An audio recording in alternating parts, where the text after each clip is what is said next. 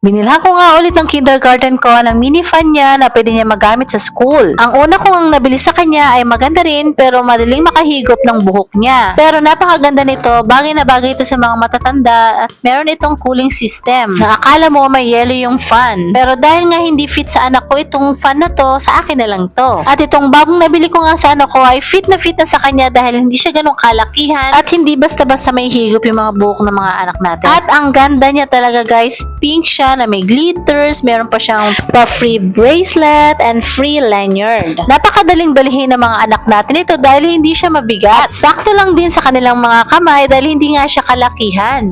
Alam niyo ba guys na pwede nyo rin itong ipangregalo sa mga inaanak nyo, friends, and family dahil ang ganda ng packaging niya guys, ang ganda ng lagayan niya. Nung pagka-open ko nga guys, feeling ko nag-open ako ng cellphone dahil ang ganda ng box niya. Kaya naman kung gusto niyo ito para sa mga anak nyo or para sa inyong mga mommies, i-check out nyo na rin ito habang naka-sale pa. Tara na! Bye!